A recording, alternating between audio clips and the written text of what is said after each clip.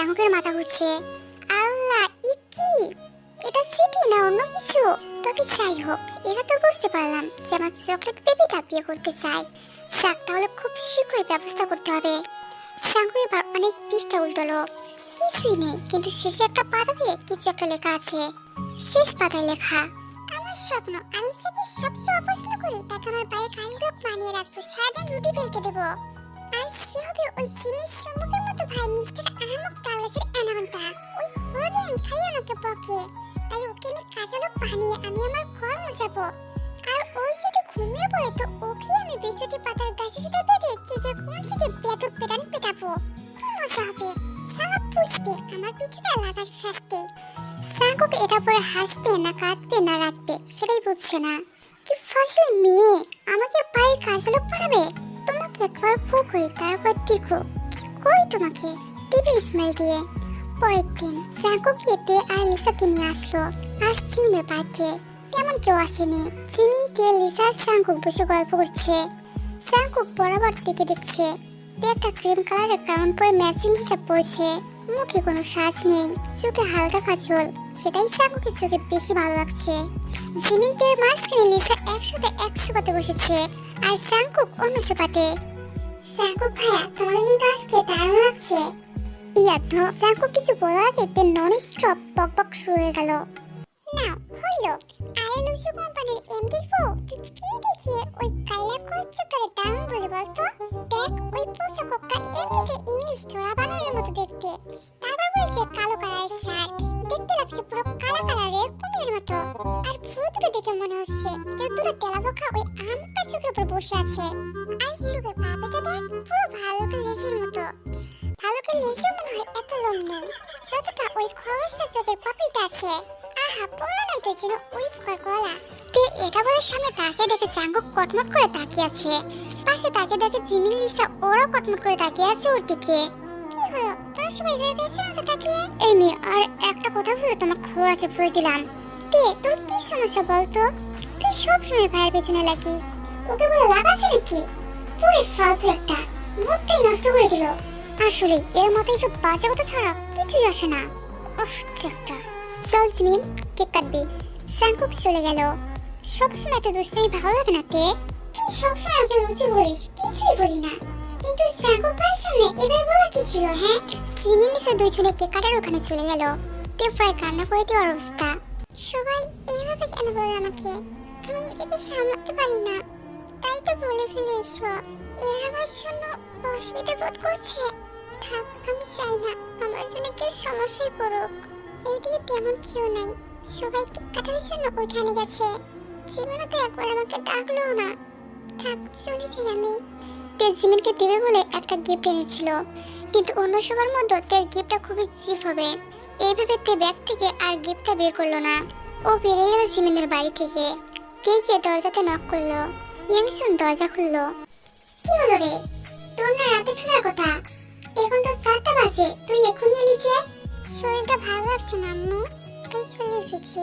দেখি আয়, দেখি কি হয়েছে। আম্মু, আপু তো বাসায় আছে তাই না? আর 4 মাস পরে তো এসএসসি পরীক্ষা। বাবাকে বলো না আমাকে নানু বাড়িতে আসতে, অনেকদিন নানুকে দেখি না। এখন প্লিজ আম্মু। আচ্ছা। সুবিন থেকে ওর নানু বাড়ি দিয়ে বাসায় চলে আসে। তের নানু বাড়ি তেদের বাড়ি থেকে বেশ দূরে। যাক, কতদিন পর আমার নানু বাড়িকে দেখলাম। এবার অন্তত 2 দিন থাকবি নানু কাছে। আচ্ছা নানু। আসলে তে আসে জিমিন লিসা আর জাঙ্কুকের ব্যাপারে কষ্ট পেয়েছে, তাই নানুর কাছে বেড়াতে এসেছে। এদিকে 9টা বাজছে। এতক্ষণ জাঙ্কুক তের খোঁজ করেনি। তের কথা শোনার পর জাঙ্কুকের মাথা এমনিতে গরম আছে। আর জিমিন ওর কাজিনদের সাথে কথা বলছে, সাথে লিসাও। এত মানুষের মাঝে ওরা ভুলে গেছে দেখে। ডিনারের সময় জাঙ্কুক থেকে খুঁজছে। জিমিন, শোন তো, তে কোথায় রে? হ্যাঁ তাই তো। লিসা থেকে দেখেছিস? আমার তো খেয়ালই ছিল না। হ্যাঁ তাই তো। মেয়েটা তাহলে গেল কোথায়? 3 জনে মিলে খুঁজছে। ওটা জাঙ্কুকের কাছে লিমিনও বলে উঠলো, জাঙ্কুক, কি খুঁজছিস তোরা? আচ্ছা, তুই কি ক্রিম কালারের ক্রাউন হিজাব পরা একটা মেয়েকে দেখেছিস? ও হ্যাঁ, আমি তো জিমিন কেক কাটার সময় ঢুকলাম, তখন তো মেয়েটাকে তোদের বাড়ির সামনে থেকে একটা রিক্সা নিয়ে যেতে দেখলাম। কেন রে? না মানে জিমিনের বান্ধবীও। আগে চলে গেছে, আমরা খেয়াল করিনি। ও, কি নামই ওর? ওর নাম তে। জাঙ্কুক চলে গেল। ও, তে, কি সুইট নেম। দেখতে আমার নামটাও কেমন। দেখি মেয়েটার একটু খোঁজ নিতে হবে। ওকে প্রথম দেখে ভালো লেগেছে, এত করে ডাকলাম কিন্তু শুনল না। জিমিনের ঘরে জিমিন, লিসা আর জাঙ্কুক বসে আছে। আমার দিকে ওকে বলা উচিত হয়নি রে, ও তো এমনিতে এমন দুষ্টু। ও আমার গলাতেই কষ্ট পেয়েছে। না, দোষ আমার রে। আমি ওকে ইনভাইট করে ওকে অপমান করলাম। আমার খুব কষ্ট হচ্ছে, ও কত কষ্ট পেয়েছে। এই জন্য চলে গেছে না বলে। তোমাদের না, দোষ আমার। আমি বেশি রিয়াক্ট করেছি। আচ্ছা, রাত হয়েছে। লিসা চলো তোমাকে এগিয়ে দেই, কাল সকালে দেখা যাবে। পরের দিন সকালে জাঙ্কুক কলেজে নিয়ে যাবে বলে তার বাড়ির সামনে গাড়ি হর্ন বাজাচ্ছে। ইঞ্জিন বেরিয়ে এলো। আন্টিতে, ও তোমাকে তো বলা উচিত ছিল তে আজ কলেজে যাবে না, আরো কদিন যাবে না। কেন? আসলে ওই দিন তোমাদের বাড়ি থেকে ও আগে চলে আসে। এই জন্য বায়না করছিল নানু বাড়ি যাবে, তাই ওর বাবা ওকে দিয়ে এসেছে। ও কিছুদিন ওইখানে থাকবে। আসলাম তোমাকে বলে দিব। আচ্ছা আন্টি। জাঙ্কুক গাড়ি ঘোরালো। আবার চকলেট বেবিটাকে কষ্ট দিয়ে ফেললাম। ও কষ্ট পেয়ে নানুর বাড়িতে চলে গেছে। ভাবতে জাঙ্কুক চোখে পানি চলে এলো। আলাদা করে ভালোর জন্যই করে, কিন্তু জাঙ্কুক এখন বুঝছে না। কিন্তু পরে বুঝবে। তার নানুর বাড়ি যাওয়াই জাঙ্কুককে তের খুব কাছে পৌঁছে দিবে। 3 দিন কেটে গেছে। জাঙ্কুক ঘরে দেবদাসের মতো শুয়ে আছে। আর পারছি না, ভালোবাসার যন্ত্রণা বোধ হয় এমনই। বুকের ভেতর চিনচিন করে ওঠে। কখনো বা ভেসে আসে তার মুখ, চিরচেনা মুখ। কোথায় গেলে চকলেট বেবি? তোমাকে না দেখে যে থাকতে পারছি না, প্লিজ চলে এসো। এমন সময় জাঙ্কুকের ফোনে কল এলো। হ্যাঁ লিমিনহো, বল। জাঙ্কুক প্লিজ, আসতেই হবে তোকে। আমরা সবাই আজ ওই ক্যাম্পটা দেখবো, খুব সুন্দর। আর শোন, বাইক নিয়ে আসিস। সবাই বাইক নিয়ে যাচ্ছি আমরা। আচ্ছা, আমি এখনই বেরোচ্ছি। হ্যাঁ, তাড়াতাড়ি চলে আয়, বিকেলে ফিরতে হবে কিন্তু। আচ্ছা, রাখি। জাঙ্কুক ফোন কেটে দিল। যাই, ঘুরে আসি, যদি প্রকৃতি আমার অশান্ত মনকে একটু শান্ত করতে পারে। জাঙ্কুক বেরিয়ে পড়লো ওর বন্ধুদের সাথে অজানা উদ্দেশ্যে। বিকেলবেলা। জাঙ্কুক চল। তোরা চা, আমি একটু পরে আসছি। লিমন ও অন্য বন্ধুরা বেরিয়ে গেল। জাঙ্কুক আর একটু ঘুরে তারপর যাবে। নানু, তুই কাল যাস, তোর বাবা আসলে ইউনিটে গেছে, কাল সে তোকে নিয়ে যাবে। নানু, চিন্তা করো না তো, আমি বড় হয়ে গেছি, এটাই দিতে পারবো। পরশু এক্সাম আছে, আজ যেতেই হবে। আচ্ছা, তোর মাকে ফোন করে দিয়েছি, সাবধানে যাস। টাটা নানু ভাই, আল্লাহ হাফেজ। তে কাঁধে ব্যাগ শুনে বেরিয়ে পড়লো বাড়ির উদ্দেশ্যে। তে ভ্যানে করে স্ট্যান্ডে পৌঁছে কি শুনে আজ নাকি ওই এলাকায় কি হরতাল, গাড়ি চলবে না। শুনে তের মাথাতে বাস পড়লো। হাই আল্লাহ, এখন কি হবে? এখন নানুর কাছে যাবো কেমনে? এটা কি হলো? সাই সামনে হাঁটতে থাকি, না হয় আজকে এখান থেকে হেঁটে গিয়ে বাড়ি পৌঁছে আমি গিনিস বুকে নাম তুলবো। এইসব বকতে বকতে হাঁটছে। ওহ, সবাই চলে গেছে, সন্ধ্যাও নামতে দেখি নেই। সাই এবার বাড়ি ফিরি। জাঙ্কুক বাড়িটি স্টার্ট দিল। তে একটা জঙ্গলের মধ্যে দিয়ে হাঁটছে। পাশে বিভিন্ন জন্তুর আওয়াজ হচ্ছে। তে তো ভয় শেষ। ও মা গো, এবার কি হবে? এখানে নিশ্চয়ই কাল চশমা পরা মামদা ভূত আছে। আচ্ছা, ওই মামদা পেতনি ভূত যদি আমাকে ঘাড় মুটকে মেরে ফেলে, তখন কি হবে? আমার যে নাতনাদের মুখ দেখেই হবে না। হ্যাঁ, তার চেয়ে বরং চরিত্র দৌড়তেই। বলে তুই চোখ বুঝে ফদুর। জাঙ্কুক আপন মনে বাইক চালাচ্ছে। হঠাৎ জাঙ্কুকের মনে হলো সামনে কেউ আসছে। জাঙ্কুক তাদের ব্রেক কষলো। তারপরই কেউ জাঙ্কুকের বাইকের সাথে ধাক্কা খেয়ে উল্টো হয়ে পড়ে গেল। জাঙ্কুক তাড়াতাড়ি গিয়ে মেয়েটিকে তুলে ধরলো। মেয়েটি পড়ে যাচ্ছিল। জাঙ্কুক হাত টান দেওয়াতে মেয়েটা তাল সামলাতে না পেরে জাঙ্কুকের বুকের উপর গিয়ে পড়লো। আর আচমকা জাঙ্কুক ওকে শুয়ে ধরলো। ও মা গো, আমার কোথায় নাতনার মুখ দেখা হলো না। তার আগে ওই মামদা ভূত কাল চশমা পরে লুঙ্গি ডান্স দিতে দিতে আমার ঘাড় মোটকে দিল গো। এখন আমার কি হবে? আমি যে মরে গেলাম। যে কারো বুকের উপর আছে সেদিকে খেয়ালই নেই। ও চোখ বুঝে আপন মনে তার রেডিও চালিয়ে যাচ্ছে। কিন্তু এদিকে জাঙ্কুকের আছে এই গলাটা খুব চেনা। জাঙ্কুক মেয়েটাকে আস্তে আস্তে সরিয়ে মেয়েটার মুখ দেখে পুরো অবাক। তে, জাঙ্কুকের কথাতে তের হুঁশ ফিরল। তের সামনে থেকে জাঙ্কুককে দেখে চেঁচানো শুরু করলো। ভূত ভূত ভূত! জাঙ্কুক তাড়াতাড়ি তের মুখ চেপে ধরলো। কষে একটা থাপ্পড় দিব। চেঁচাচ্ছ কেন? এটা আমি। কালা চশমা পরা মামদা ভূত না? জাঙ্কুক রাগি চোখে তের দিকে তাকালো। আচ্ছা, আমি তো মিস্টার আমাকে এরকমটা, তাই না? আচ্ছা দেখুন তো, আমি বেঁচে আছি না মরে গেছি? তের কথা শুনে জাঙ্কুক কি বলবে তা বুঝতে পারছে না। জাঙ্কুক তের হাতে জোরে একটা চিমটি দিল। তার মানে আমি বেঁচে আছি। ওরে কি মজা, এবার নাতে নাতে মুখ দেখা হবে। ইয়াহু বলে তে লাফানো শুরু করলো। আর জাঙ্কুক অবাক হয়ে তাকিয়ে আছে। জাঙ্কুককে তেকে থামালো। এই তুমি এখন একা এখানে কি করছো? তুমি আর নানু বাড়ি গেছিলে? হ্যাঁ গেছিলাম, এখন বাইরে যাচ্ছিলাম কিন্তু। তারপর তো জাঙ্কুকে সব খুলে বলল। ও না বাইক ওঠো, তোমাকে পৌঁছে দিয়ে আসি। তে হঠাৎ মনে পড়লো জিমিনের জন্মদিনের ঘটনা। তে জাঙ্কুকে ঈদের সামনের দিকে হাঁটা শুরু করলো। এই কোথায় যাচ্ছ? তোমাকে না বললাম বাইকে উঠতে। নো থ্যাঙ্কস, আমি একাই যেতে পারবো। শুধু শুধু আমার মতো অসহ্য মেয়ের জন্য আপনাকে কষ্ট করতে হবে না। তে হাঁটা শুরু করলো। জাঙ্কুক এবার বুঝতে পারলো তের অভিমান। জাঙ্কুককে তে পথ আটকালো। সেদিনের জন্য আমি খুবই দুঃখিত, প্লিজ মাফ করে দাও। চলো আমার সাথে। হাত ছাড়ুন। বুঝেছি তুমি তো এত সহজে মানার লোক না। চলো তাহলে আর কি অন্য পথ ধরি। আচ্ছা যাও, সমস্যা নেই। কিন্তু কি জানো, একটু পর না এখানে তেনারা আসতে শুরু করবে। কারা? ওই সে মামদা ভূত। জানো ওরা খায় মুট খেয়ে কর্মর করে রক্ত চুষে চিবিয়ে খায়। কি ভয়ে ঢোক গেলে দিয়ে। আচ্ছা তুমি নয় আজ তেনাদের পেরে যাও, আমি বাড়ি যাচ্ছি। তোমাকে তো বললাম তুমি তো আর যাবে না, থাকো আমি গেলাম। জাঙ্কুক বাইকে বসে স্টার্ট দিল। ওই মুখ পড়া খাইলে হিতুটার কথা যদি সত্যি হয় তাহলে তুই মানতে ভূত আমাকে নিয়ে ডিনার করবে। তখন তার নিজের বিয়েটাও খেতে পারবো না।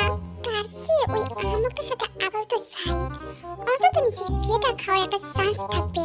তে থপ করে জাঙ্কুকের পিছনে গিয়ে উঠে বসলো। আমিও বাইক চাপো, চলুন। কিন্তু তুমি তো একা। না না আমি একা যাবো না, তোকা যাবো আপনার সাথে। শিগগিরই চলুন। জাঙ্কুক মুচকে হাসলো। এবার পেছন থেকে আমাকে জড়িয়ে ধরে বসো।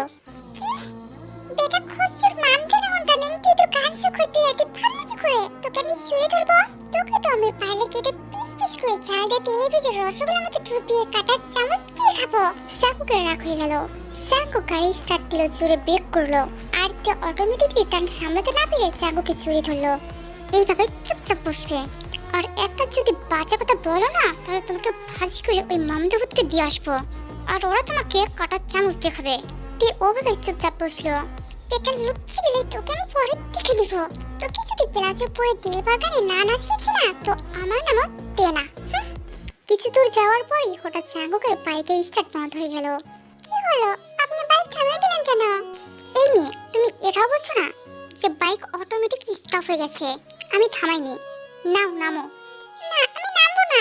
আমি বুঝতে পেরেছি আপনি আমাকে ওই কালা চশমা পরা মামদা ভূতের সাথে রেখে যাওয়ার প্ল্যান করছেন, তাই মিথ্যা কথা বলছেন।